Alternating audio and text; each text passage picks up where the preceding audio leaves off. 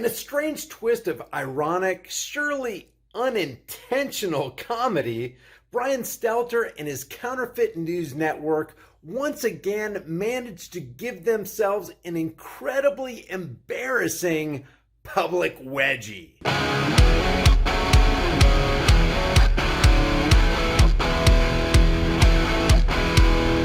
People ask me all the time, "Hey Brian, do you really use that keto elevate stuff, and does it really work?" The answer is yes and yes. Never in my entire life have I lost body fat so quickly. Not even in my prime at 25, which is over 25 years ago. I'm approaching 54 this year. If you want to support the channel and do your health a favor, grab some with my link in the description. Well, like I said, in a strange twist of ironic, surely unintentional comedy, Brian Stelter and the Counterfeit News Network did a segment entitled, "These Students Are Learning How to Spot Misinformation." Strangely, not one of the students was able to detect that in their midst, in that classroom, was one of the premier misinformation media outlets of our day. Good morning, everyone. Good morning. Barbara King wants to arm this 8th grade class All right, so today's topic is misinformation. with the tools they will need in a world of information saturation. We're going to learn to identify the various types of misinformation. And there is a lot to learn. They're called satire, false context, imposter content, manipulated content, and fabricated content. Just imagine trying to make sense of all of this as a teenager. Just imagine trying to utilize all of this as a 37-year-old chief media correspondent for one of the most dishonest and hated news channels on the planet. Now we go to imposter content. What does imposter mean? Like someone trying to be someone else. Someone trying to be someone else, right? You hear that word, what's an imposter? So an imposter content uses either a well-known name, a brand, or a logo to fool people into believing that it's authentic. Oh, kind of like using a logo like this and then passing yourself off as a top shelf authoritative source while you fabricate content, manipulate statistics, and spew fake data points in an attempt to gaslight the entire audience and virtue signaling hit pieces designed to create more customers for the big pharma industrial complex? You mean kind of like that?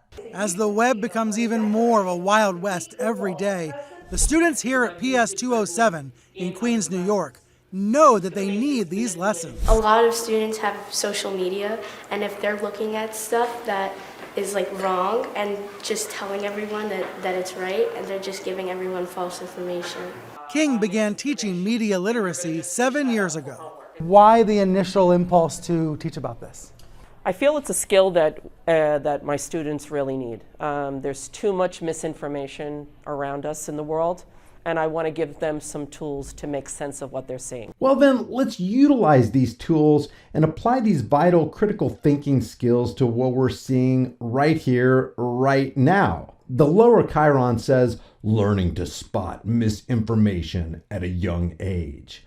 The way little Brian Stelter and this teacher are wearing the ritualistic shame muzzles in such a loose, flippant, and blatantly careless way can be classified as propagandized visual misinformation that, according to none other than CNN's chief medical correspondent Sanjay Contagion Gupta and former Boston Health Commissioner, as well as avid CNN contributor Dr. Leanna Wen, is an absolute dangerous no-no. For example, here's Gupta to tell Stelter and the teacher that they're doing this all wrong. The key thing about the N95 masks is you got to make sure they actually fit really well.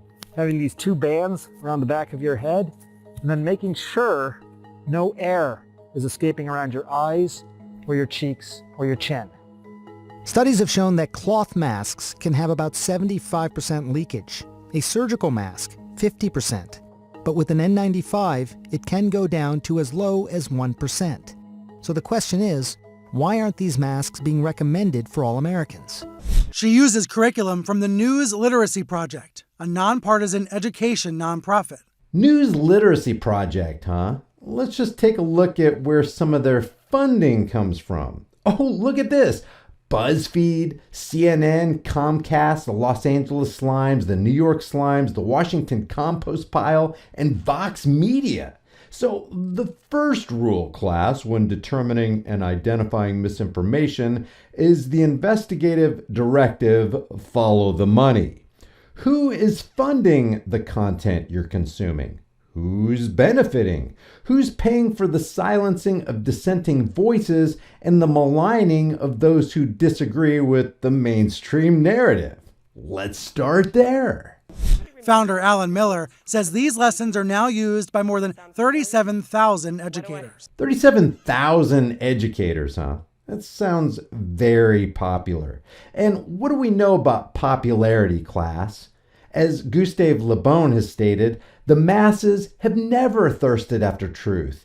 They turn aside from evidence that is not to their taste, preferring to deify error if error seduce them. Whoever can supply them with illusions, like CNN, is easily their master. Whoever attempts to destroy their illusions, like those who challenge the mainstream narrative, is always their victim. What do I mean by I want you to critically think about what you're seeing on the internet? The goal is to equip future generations of savvy news consumers. So in the picture, it looks like a car is like on a highway and there's like a shark in the water. And okay, so what are we looking at? We're looking at what type of a social media? What kind of account is that? Twitter. It's an infamous fake, one that gets reshared every time there's a hurricane.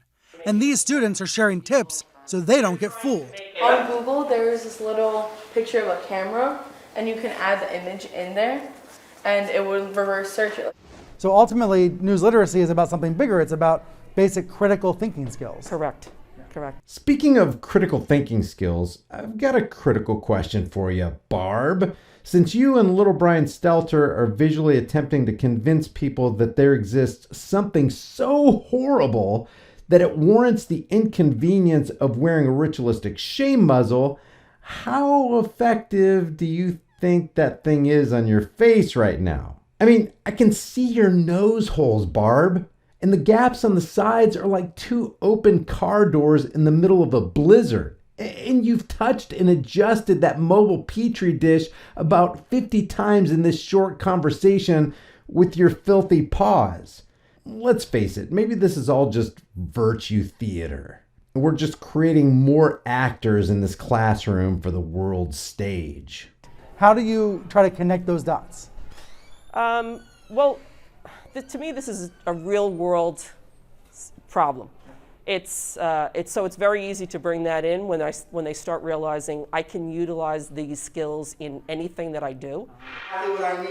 After the class, students told me the lessons hit close to home. Do any of you feel like you try to correct friends or family now based on what you've learned? Mm-hmm. Really? Yeah. I mean, like when COVID first started, like my family thought that, wow, this is a hoax, but then I'm like, this is real, like people are really dying, getting sick from it. I really just wanted to believe that it was fake, because I didn't want that to really happen to me, but it was real and it just changed everyone's lives, honestly. I realized it was real because I saw it on your show, little Brian Stelter. Now I don't believe it unless I see it on Legacy Media. And that's exactly why you have a whole classroom full of kids here not questioning the presence of the kings of fake news right here in our school. But that gets to the motivations of you want to believe something, but you got to face reality head on. Other fake articles, maybe you want to believe it, but it's not true, and you have to research if it's really true or not. More traffic into this fake site. They also said their peers would benefit from this class. Do you all feel like every student needs to be learning news literacy? Yeah. Of course, Brian. Of course, all of our friends should learn about news literacy so that they can become corporate yes men and prostitutes pimping themselves out to the big pharma industrial complex like you do. I mean, we got to have aspirations. Hey guys, before you leave, I've got a favor to ask you. If you haven't done so already, please subscribe to the channel. If you already have subscribed, please check again because I have a lot of people telling me, hey, I was subscribed to your channel and then I got unsubscribed 5 times. So please check to make sure you're still subscribed. Hit that bell notification icon. If you haven't done so already, give this video a thumbs up and share it with everybody you know. It really helps me to combat the, I don't know, what do you want to call it? Censorship, terrorism. Thanks for joining. If you want to support this channel, the Patreon and Subscribe Star links are below. And if you want to further support, grab one of those hard-hitting, conversation-starting designs from the store that you can put on any shirt, hoodie, mug, hat, whatever you want. I'll see you guys in the next heavily censored, and I mean heavily censored, shadow ban video. Okay, before you go anywhere, a lot of people have asked me if they can get a shirt from the store with the design on the back. Let me show you real quick what you can do within the store as far as self-editing your own design that you can put on any shirt, hoodie, mug, phone case, whatever. Pick out any design from the store, then select any item. And guys, there are hundreds of items to choose from. Hats, beanies, bags, buttons, men's items, women's items, stuff for kids, and even pets.